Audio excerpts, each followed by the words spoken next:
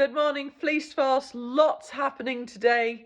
Lots happening in general. I hope you had a really, really good weekend. Can I just take you through everything? Oh my God, incredible. I'm so excited to share this with you. So let's start with the nitty gritty. I've done the website audit on washed and dried fleeces. I can't hammer the costs anymore. We can't run off tight margins, but I can give you more back for every fleece that you purchase. And here's how I can do it. So I've lifted the prices across the board, but I've also lifted the quality band and the weight. So what you get in return, because a unit is a unit actually, and I can spread that across our drying rooms, etc. I can spread that across the scour bay. I can spread it across the drying room. So that, in a sense, is hammering the costs in that way. Costs, fuel, time, heating. All of that is it can't be hammered anymore. I've done my best. Scouring agent, I've done my best.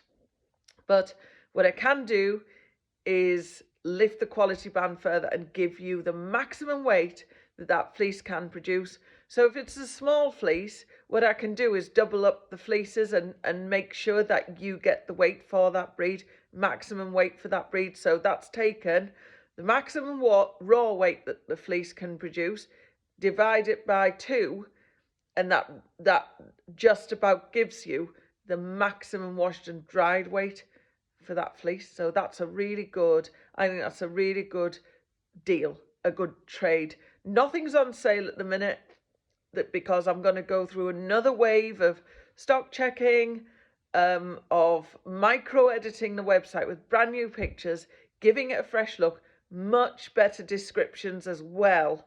We're in that position now to communicate further. We know what we're doing after 5 years. We really know what we're doing now. So all of that's going to come about. Now it's Make Stuff Monday today.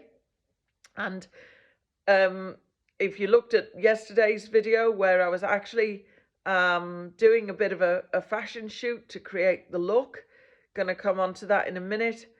Back down to the core of the business, which is from farms down at the raw end of the processing and creating up to carded bats, and a little bit of dabbling in finished products as the week goes on. So we're down at the raw end, Make Stuff Monday, where you create upwards and you're inspired by the ideas. What can you make with UK wool? So that's for crafters, it's for individual businesses, it's for hobbyists, and it's global. It's absolutely massive, and we've just have great support in the UK and the world now. Tricolour Tuesday, that's tomorrow. Woolen Waste Wednesday, that's the next day. Then we start to come out of the raw mindset and more into the Tracker Commission Thursday with retail ideas and production ideas from the top down. So Monday is like bottom up, Thursday's top down. This is just in a rota.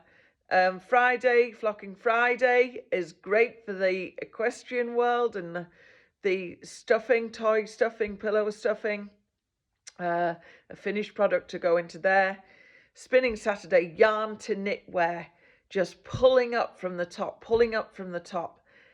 And finally, I'm adding another one in my spare time because it's not my core business, but someone has to do it. Someone's got to create this look, and there's a look in my head, and rather than I want to do it in a positive way, so I'm only going to talk about the positives here.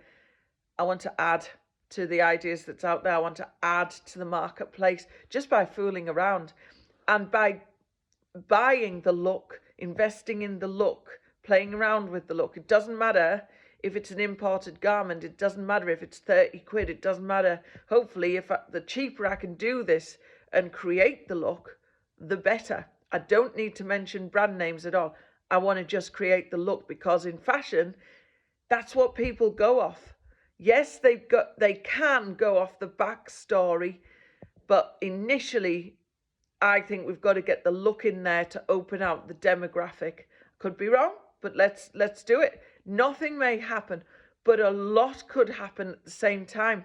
I've got a mill from the raw end. If I can cheaply and effectively fool around and create the look, because with my age, I believe that I can appeal to younger and older. I can just open up that demographic swing.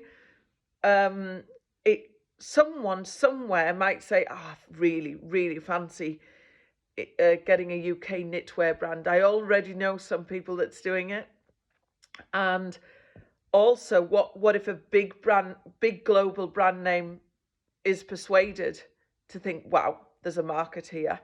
What if a big brand just decides to start investing in UK mills? What if a person said, I want a UK spinning mill? What if I want to buy carded bats and just have the spinning part and create fashion just a little bit sooner? What if there's more investment again in the spinning mills in the UK? The opportunities are endless. Really, really exciting, and just what an incredible start to the week. Any ideas, any comments, post them through. It's going to be just brilliant. I've got a new team behind me. It's just going to absolutely fly. We truly believe in our British industries and bringing back British production. And you guys are enabling us to do it. You guys are the driving force to this journey. Thank you so much.